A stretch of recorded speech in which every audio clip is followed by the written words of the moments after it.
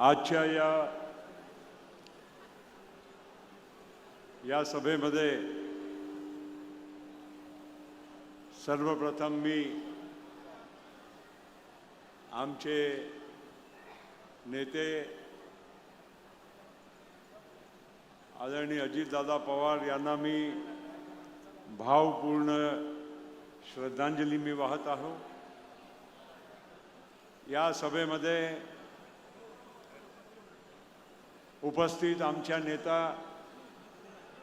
राष्ट्रवादी काँग्रेस पक्षाचे अध्यक्ष, या महाराष्ट्राचे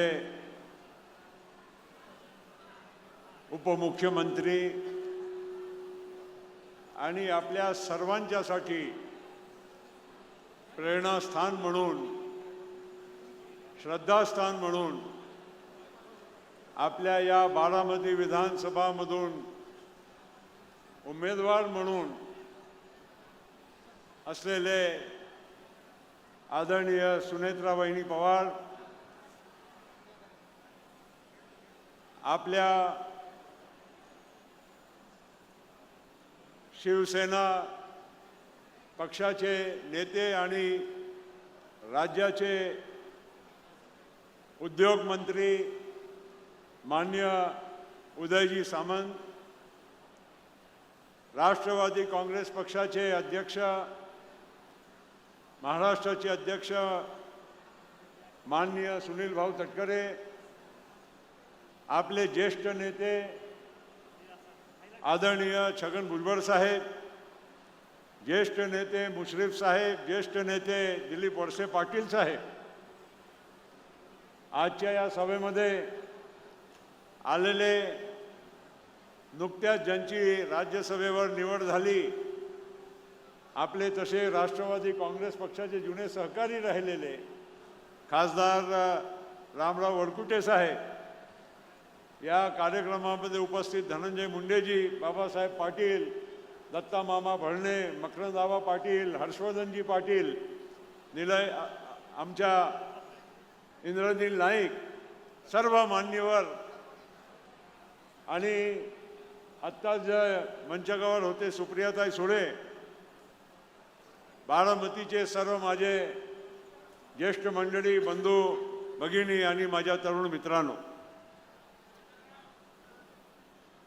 आज आपण सर्व एक प्रकारे या बारामतीमधून नवीन एक वाटचाल त्याची सुरुवात करण्यासाठी आपण उपस्थित आहोत। वर्षोनवर्ष जसं तटकरेजींनी सांगितलं, या बारामतीमधून अजितदादा सतत 8 वेळा निवडून गेले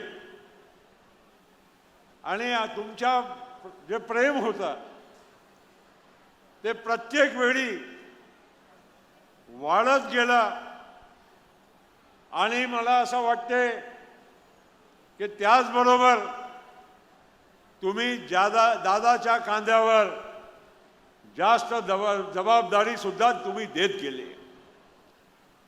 या बारामतीमध्ये आल्यानंतर भारतातला किंवा परदेशातला कोणाला पण इथे बोलवा, त्यांना विश्वास बसू शकत नाही की हे एक तालुकाचा हे स्थान आहे। अशा एक बारामतीची ख्याती जी आहे ते अजितदादाच्यामुळे हे तयार झालेली आहे देशामध्ये आणि जगामध्ये। काय इतकं सुंदर शहर, स्वच्छ शहर, सगळ्या सोयी उपयुक्त हा शहर, आणि बारामतीमध्ये पाय ठेवल्यानंतर तुम्हाला कुठे पुण्या मुंबईला कुठे जायची काही गरज वाटत नाही। अशा सगळ्या सोयी अजितदादांनी या तुमच्या या बारामतीसाठी करून ठेवलेल्या आहे। मित्रांनो, या बारामतीमध्ये अनेक वेळा मला अजितदादा बरोबर, शरद पवार साहेबांच्या बरोबर येण्याचा प्रसंग लाभलेला आहे आणि याची निरंतर जी प्रगती आहे, इतका उद्योग इथे आलेले आहे।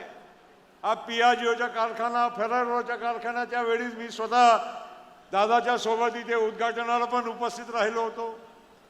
आणि या भागासाठी जी दादाच्या मनामध्ये तळमळ होती, जी एक जिद्द होती, एक चिकाटी होती, ते खरोखर म्हणजे तुमच्यासाठी एक फार मोठा म्हणजे एक उपलब्धी होती, तुमच्यासाठी एक गौरवाचा विषय होता.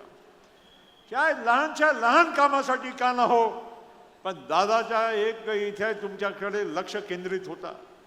निधी असो, कुठल्याही गोष्टी असो, सरकारमध्ये कुठली योजना खेचून आणायची असेल, या बारामती शिल्लक राहील असा कधीही असा शक्य झाला नव्हता. आणि दादानी जे सत्ताचा उपयोग आहे महाराष्ट्रासाठी केलाच. आम्ही महाराष्ट्राच्या शेवटच्या जिल्ह्या गोंदियाचे आम्ही नागरिक, पण त्या गोंदियामध्ये सुद्धा जर कोणी छाप सोडली असेल, काही विकासाचा मोठा काम करून दिला असेल, तो फक्त आणि फक्त अजित दादांनी केलाय. ही तुम्हा सगळ्या लोकांना मी सांगू इच्छितो. या महाराष्ट्रभर सिंचनाचे प्रकल्प असो, उद्योग असो, इन्फ्रास्ट्रक्चरचे अनेक कामं असो, हे करण्यामध्ये अजित दादा कधी मागे राहायचे नाही. आणि म्हणून मित्रांनो, आपल्या सगळ्यांच्यासाठी एका बाजूला दुःखाचाही क्षण आहे की दादा आपल्यामध्ये नाही, पण समाधान या गोष्टीचे आहे की आज आमच्या सुनेत्रा वहिनी समोर येऊन आज तुमच्या सगळ्यांच्या नेतृत्व करायला तयार झाले आहे. ही आपल्या सगळ्यांच्यासाठी मोठी समाधानाची गोष्ट आहे. आणि यासोबत तुमच्या आमच्या सगळ्यांची जबाबदारी अजून जास्त बनत आहे. दादा किती विक्रमी मतानं निवडून गेले ते सगळ्या तुम्ही लोकांनी ते तुम्हीच करून दाखवलेलं आहे. पण आज या सगळ्या मागचे विक्रमाला मोडून एक नवीन विक्रम सुद्धा तुम्हाला घडवण्याची ही संधी मिळालेली आहे.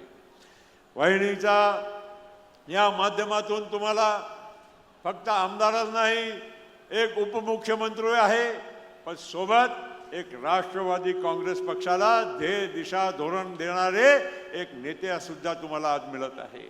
या बारामतीच्या पुढच्या भविष्य घडवणारे तुम्हाला नेते मिळत आहे. आणि आपल्या सगळ्यांची जबाबदारी आहे की वहिनी साहेबांना आपण जास्तीत जास्त मताने निवडून द्यावं.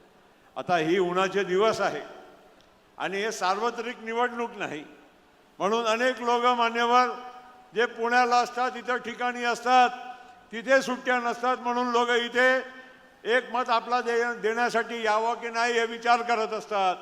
त्यांच्या मनामध्ये श्रद्धा आहे, भावना आहे, पण तरी देखील आपल्याला घराघरातला एक एक मत कसा त्या मतदान केंद्रावर येईल आणि आपल्यासाठी मत होईल हे आपल्याला काळजी घेण्याची गरज आहे. आणि त्यामुळे जर खऱ्या अर्थानं आपल्याला दादाला श्रद्धांजली आपल्याला द्यायची आहे, ते तुमच्या मनात आहे, सगळ्यांच्या मनात आहे.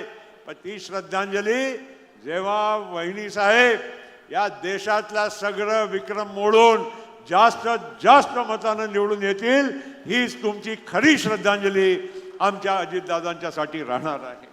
आणि म्हणून मी इथे काही जास्त बोलणार नाही. तिथे आमच्या बहिणी बसलेल्या आहे.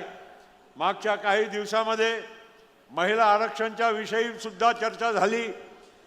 आमच्या भगिनीला मी सांगू इच्छितो की तुमच्यासाठी जर सर्वात जास्त जर कोणाच्या मनामध्ये प्रेम असेल, ज्यांना काही करण्याची इच्छा होती, ते आमच्या अजितदादांच्या मनामध्ये होती.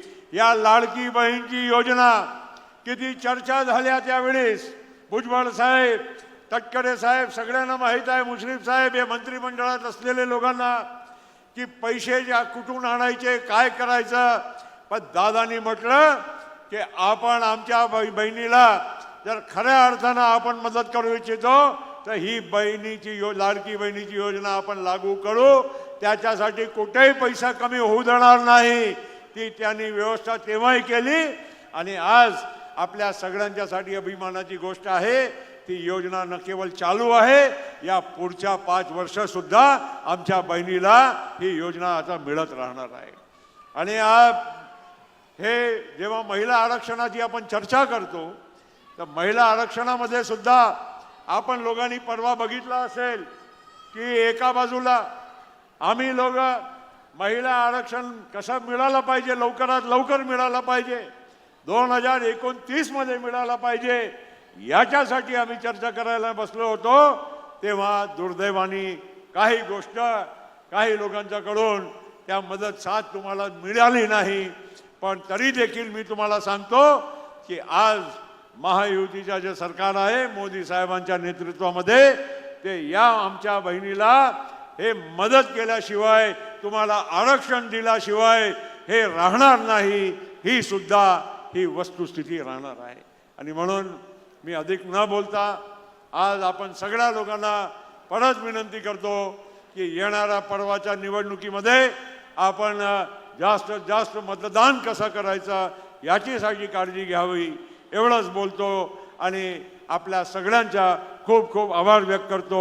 परत आमच्या नेत्या दादांना मी माझ्या वतीनं आदरांजली व्यक्त करतो आणि आपली रजा घेतो. खूप खूप धन्यवाद. जय हिंद, जय महाराष्ट्र, जय राष्ट्रवादी. धन्यवाद.